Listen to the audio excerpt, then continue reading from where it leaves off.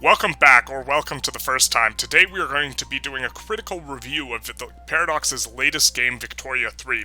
And when I say critical review, I mean I'm going to primarily be focused on the things that are negative in my mind, but that doesn't mean I don't like the game, and very quickly I'd like to just talk about the thing I think is really great about the game, which is that there's a complex interplay between laws, interest groups, and production, or there's a robust system for a complex interplay between these. And so let's talk about this a little bit. I think the laws are a little basic right now. They're all right here. There's about 4 to 8 for many of these. That one's one that allows a lot. This one's one that doesn't allow too many. And these laws will help empower certain interest groups or disempower certain interest groups. Certain interest groups will support some laws, certain will not. For example, right now I'm trying to pass private healthcare.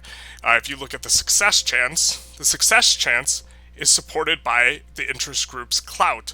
And that's supported, and it's opposed by interest groups or movements that go against it. If we take a look here, clout is informed by a variety of things. If you look, it says political strength, some comes from wealth. The amount that comes from wealth is contingent upon laws, right? And so you start to notice there's this is a complex system where the laws inform how it's determined. So for example, I have oligarchy, which means wealth is going to determine quite a lot which groups are powerful. If I had universal suffrage, this would be different. The clout would be calculated differently, and so the laws I could pass later would be different. Here, we gotta get back to this menu. So one thing that's tremendously annoying about the game is the UI is very unfriendly, and it can sometimes be difficult to access the information you want. But if we take a look, we can see why the industrialists have a lot of clout. A lot of it's from wealth, and then you also get some from having commanders and this sort of stuff. And if you notice, the population of the industrialists is only 678,000, yet they have 20% of the clout in our nation, despite us being 64 million. This is largely because the interest group is empowered by the laws. The laws go a long way. And so if you have something like oligarchy, different groups will be powerful than if you had something like universal suffrage, where it would be easier for the trade unionists and the rural folk to be powerful. Okay. So those are two of the systems. The third, and this is where I really think it starts to get beautiful, is that the interest groups or different buildings are owned by different people. So for example, these are owned by the capitalists. Let's actually look at a food industry up close. Let's look at the one in Basara, okay? It's owned by the capitalists, and if we hover over, we can see that the capitalists are primarily industrialists. We also can switch who owns it and make it so there's even more capitalists. So this will make the building less efficient, but the capitalists get paid more money. Now, since we're an oligarchy, money informs the value of, or how much clout they have. If you look, we can also switch other PMs. And so this will get rid of laborers. We can hover over laborers and see what type of groups they belong from. And you start to notice that all of this interplays in a complex system where you have pops and you have jobs that the pops have and demands that the pops have. So another thing that you can look at is different pops will have different demands. And the demands, or what they're consuming, will also inform which businesses can be profitable, which inform further which groups can be powerful. So all of this is really complex and nuanced system that I think has a tremendous amount of potential and is actually pretty fun right now. But the problem with Victoria 3 right now is this is the heart of the game, and this is kind of the only thing that was shipped at a very nice rate, or is like feels like robustly tested and well made out. Everything else feels rough, which is kind of standard fare for a Paradox game. And, you know, I don't think this is necessarily bad or reflects bad on Paradox, that the rest of their game is pretty rough. So the first thing we should talk about is UI and player experience. A lot of things that are very important information to have is hard to access. This is no longer true, but on release, for example, and it's true for this save file, because this save file is not in, or wait, here. Let's take a look. As we try and build a building, we could take a look. So when the game first came out, it's important to not build where you don't have infrastructure. This tooltip did not used to be here where it says Turkish market 100% access +2 infrastructure. It did not used to have the +2 infrastructure, which is something you would need to know. And in order to access it, you would have to exit this building lens, click on the building, go to the overview, scroll down, and look at the infrastructure. Now you don't have to do this, so this is an example of Paradox kind of immediately improving. Another example of opacity of systems is what your pops consume is actually really important because it determines what you might want to get if you're trying to raise standard of living. Now, if the goods that they consume are cheap, their standard of raising will go up. If it's expensive, generally speaking, their standard of living will go down unless they make a lot of money, enough so that they can buy the goods anyways. In order to find out what your pops are consuming at the current moment, you have to hover over this tooltip, then hover over which strata of pop you want to look at, and then hover over the percentage that they are paying relative to the base price in order to get it. There's nothing in the game that tells you where you can find out how to do this or where you can get to this menu, and this is an incredibly important thing. My understanding is in 1.1 they're patching this out, but this is just rough, and it makes for a poor game-like experience, okay? Another thing that is just absolutely terrible, and I think this is what I think is the most annoying, is the diplomacy. So, this is the diplomatic lens, and there's kind of, I think, a few problems with diplomacy. One is it just feels very bare bonesy and not nuanced, and there's not a lot of depth, at least for a Paradox game. But sure, that's okay. You can make your alliances, you can make your defensive pacts, you can get relationships where you're an overlord, you can declare rivals. Maybe it's not as bare bones as like some games, but the first gripe I have with is that the alliances seem to be asymmetric. And so what I mean is whenever you engage in an offensive war with an ally, it does not automatically call them in, and a lot of times they will not join. When an ally declares, they won't join when you declare the war, and they cannot be made to join. We have a couple plays going on right now, so I can show you. When you have a diplomatic play, you can try and sway countries to your side. Often your allies will be unwilling to come to your side, even though they're your allies. On the contrary, when they declare war, it automatically calls you in, and sometimes you cannot get out. In particular, I had one run, I think I was playing as the Egypt, and I had the situation where the Ottomans were right here, the Prussians were right here, the Prussians were my puppet, France declared war on the Ottomans. The Ottomans were in my trade union, which is a special type of diplomatic relationship that's kind of a subject-overlord relationship, but kind of not. The French were my allies. It automatically called me in. I didn't want to go to war with the Ottomans, and then the Ottomans automatically set a CB on the French to get out of my customs union, even though they were good Diplo with me before, which makes it so now I cannot possibly leave because they're requesting to get away from me. Now, this is already terrible. I have managed to have an ally call me in a war against one of my subjects, or effectively a subject. Not only that, the Ottomans were allied to Prussia, who was one of my puppets. And so it automatically called in Prussia on my side, which canceled the puppet relationship with me, and there was no way to get it back, especially because afterwards Prussia became a great power, which means that you can't puppet someone who's one tier lower on you relationship-wise. There's this system where it's all like this type of thing. But this was just a very frustrating experience. I don't think I need to go into the details, but the current diplomacy system is just wacko, and the only thing that it's good for is to try and pull people into your customs union. So if we take a look, your market includes everyone who is in your customs union, and I think this feature is pretty good and interesting. And so all of your buildings consume goods from your market, and the price is based on how many buy orders are in your market and how many sell orders are in your market, or sell orders and buy orders. And so this determines the price. And so when you add someone to your market, it adds all the goods they produce. If we take a look, and we can take a look at the Turkish market in this game that I'm playing Turkey, and most of South America is in the Turkish market. A whole bunch of countries that are not part of Turkey are in the Turkish market. And this is kind of where Diplo is useful for pulling people into your market without using war, although I'm not sure you can pull them into your market with war.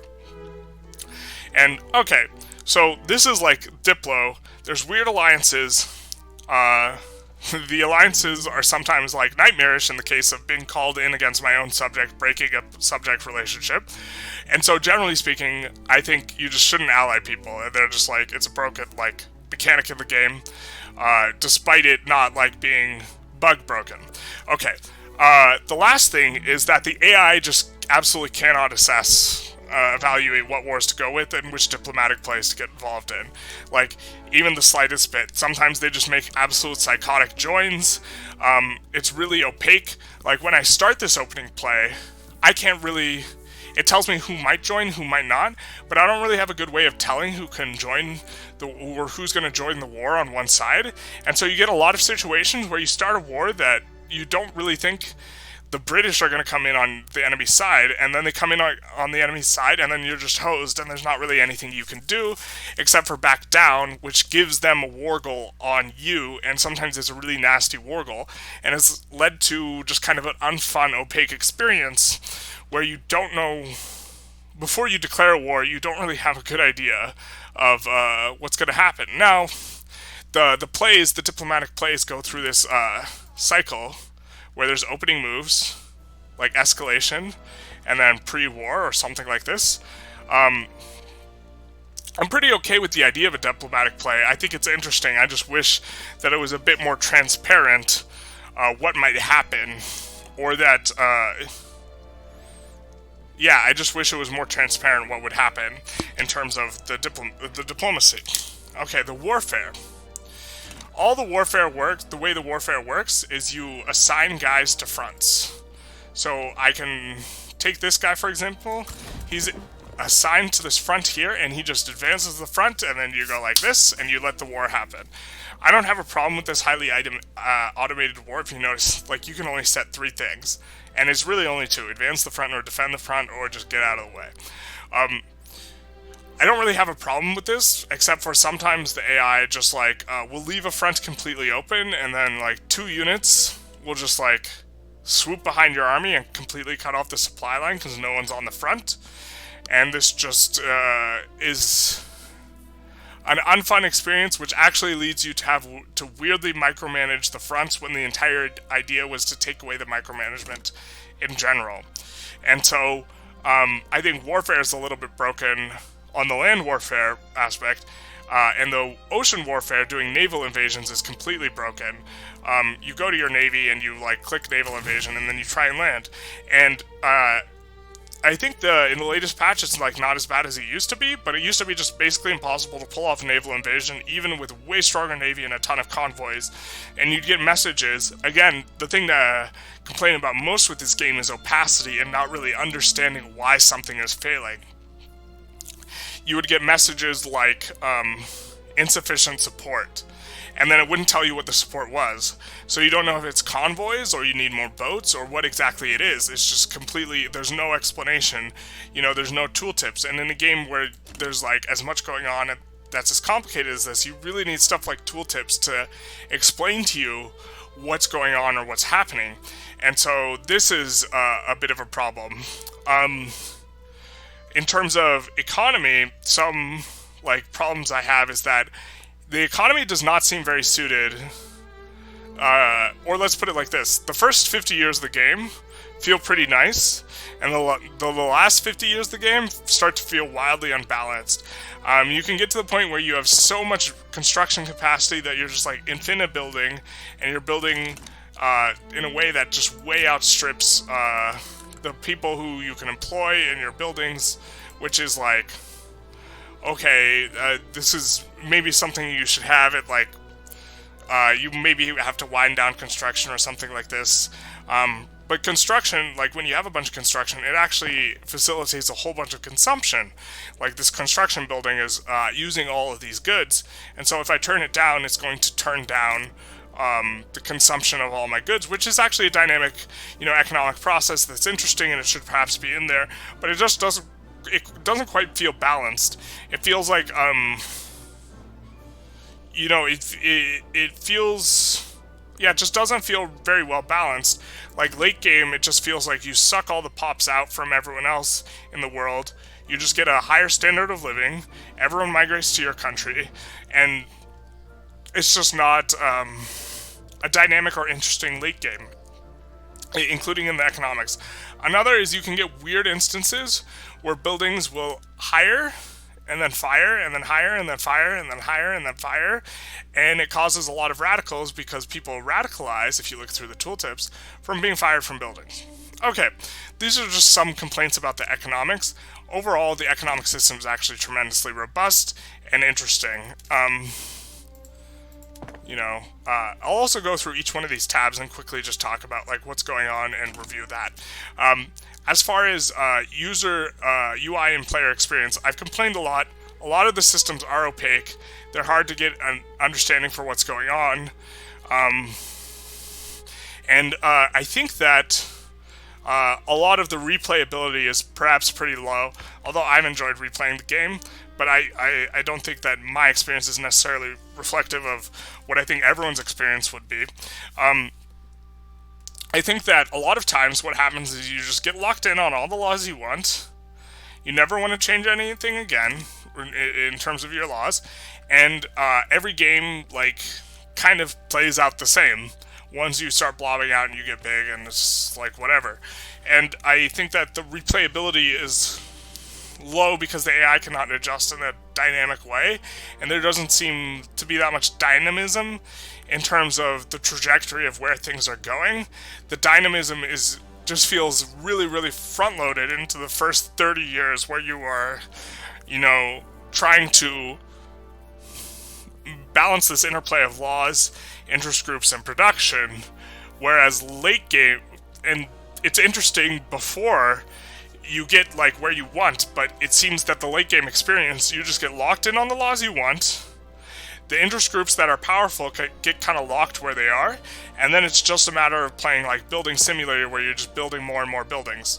And so I think that the late game experience might not be that good. Also, the late game gets super choppy, like more than a normal Paradox game, I feel. And so this choppiness is a bit annoying. I know they're working on it for the first patch, but these are just some complaints about the early patch of the game. Let's quickly go through the tabs.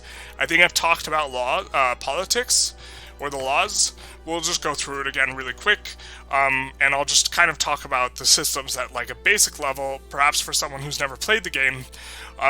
You have these interest groups. The interest groups inform how legitimate your government is. Next patch, supposedly they're making legitimacy matter for something other than what laws you can pass, but right now, it only matters for that. So like once you get all the laws you want, it doesn't matter where you reform or what you do here or any of this. But what it does, at least initially, is you have to put the leader of the government in and people with a lot of clout in order to have a legitimate government. And then the institutions are stuff like how much education do you have for your country, what's law enforcement look like. Okay, in the budget system, this is actually something that's pretty interesting about the game. You can tax your pops more or less, but if you tax your pops more, they actually consume less. So that drives down demand for goods in your market, and it also lowers the standard of living for your pops, so you maybe don't want to tax as much. Generally, most of the taxes at the start of the game that countries have are regressive, so when you up the burden, it increases the pain for the poor more. You can also have taxes on consumption, and you notice there's tons of other taxes here through various means. I think this system is robust for expansion, but right now it kind of just feels like you're managing taxes and consumption taxes. You have the expenses. If you want to make certain interest groups happy with you, you can pay the people who are employed by them more.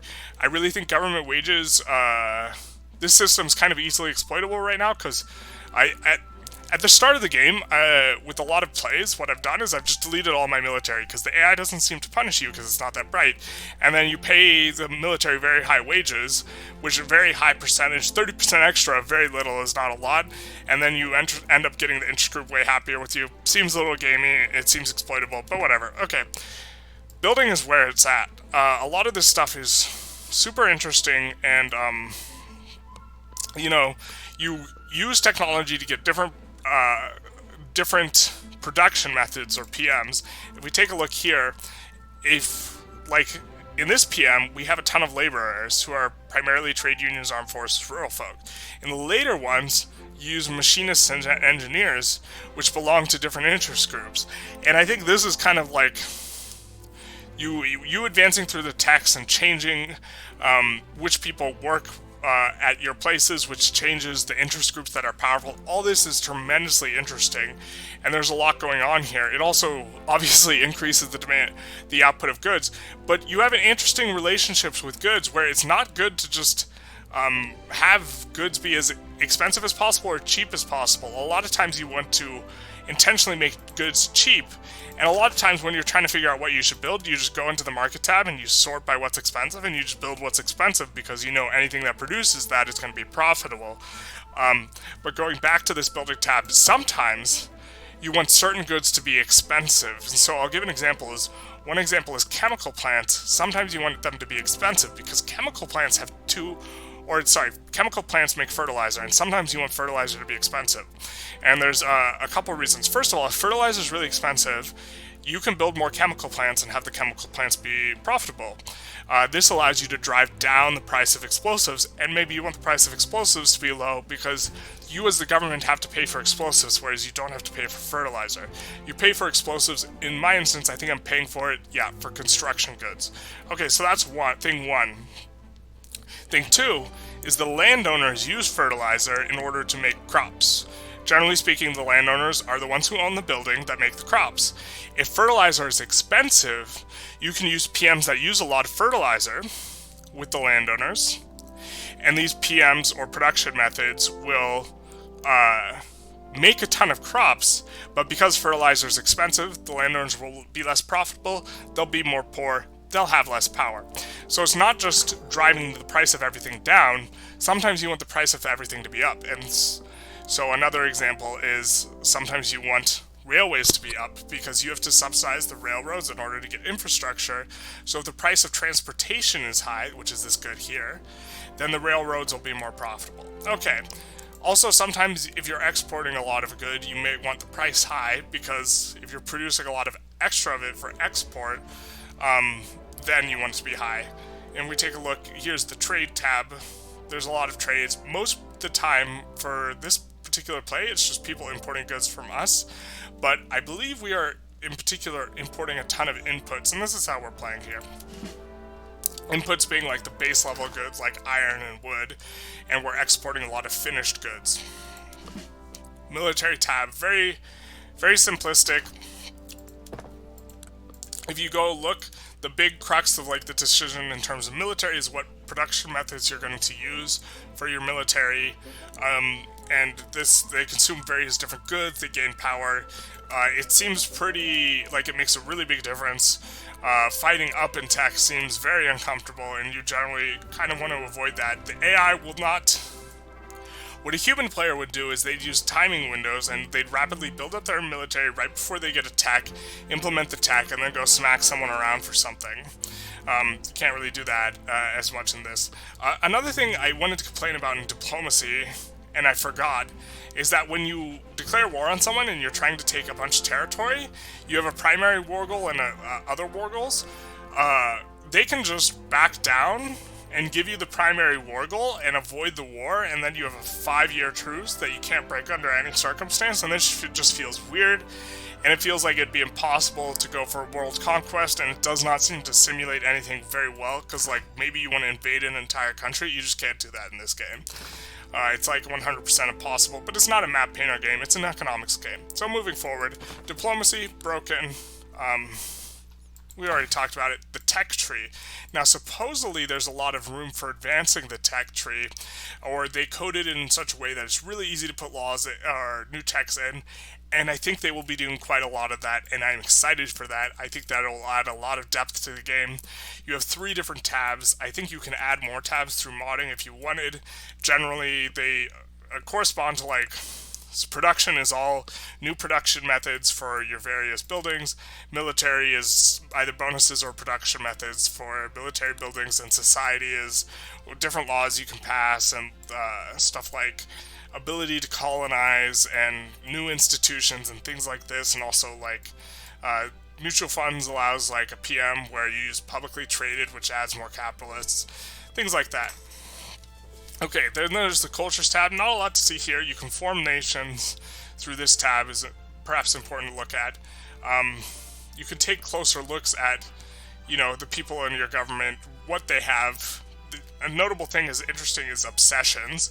So, for example, Turkey is mostly Turkish, so shocker, and our pops here are obsessed with tea and luxury furnishings, so they'll consume more of this, and so you want to try and get this cheap because your guys will be consuming it, and then they have taboos of liquor and wine. I think that more will get added to this sort of thing, but right now cultures do not seem to be the most robust, let's say. The population tab kind of gives you a rough idea of what's going on with pops. It does not feel that user-friendly in terms of looking through it.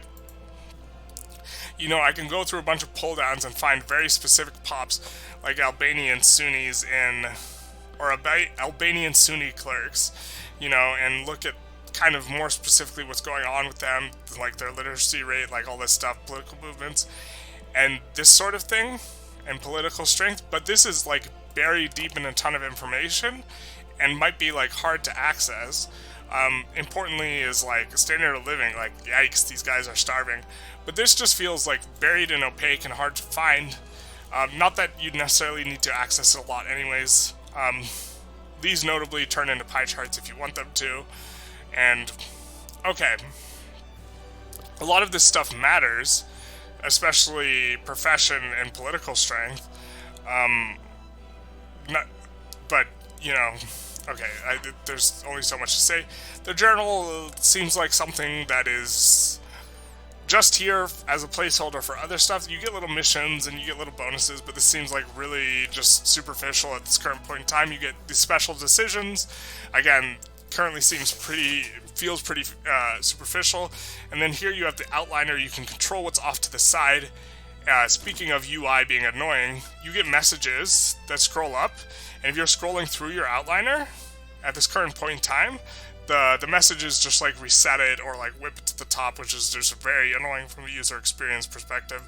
And then you have the map list. You could take a look at what's going on. Currently, our country is number 1 in this run. I'm going to be coming back to this run a little bit. We've already played through it. It's been a while since we've played this one. But yeah, so that's kind of just going through like a lot of the stuff. Ooh, revolution brewing. Yikes. Just going through a lot of like the basic stuff in the game. Overall, my assessment is that the game is not very well polished, and a lot of the lack of polish is not necessarily in the way that your country interacts with itself, but is just any sort of interaction with other countries just feels bad, both from the diplomacy and the military. It just like does not feel good at all.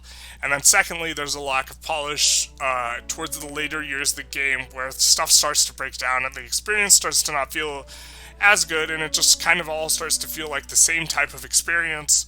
Or at least this is kind of my impression, and I think a lot more flavor and dynamism needs to be added to the later parts of the game.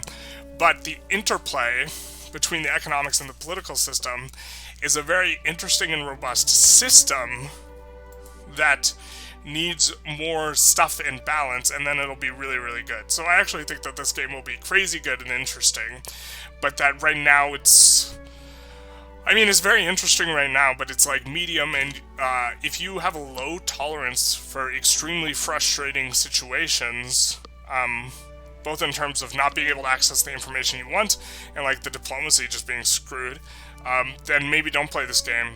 And then if the economics is also, if you if you play grand strategy games for war, don't play this game. If you play grand strategy games for like econ, then this is a great game. That's kind of like the assessment overall as I would make it. Feel free to add anything or in the comments, or like talk about it if you have kind of ideas about what's going on or what you think. Like, here's another thing: is like these pops have been civil warred with each other forever, and they can't conquer each other because they can't make any divisions to conquer. Like, another example of like just something that's a little buggy and annoying. Where was I going with this?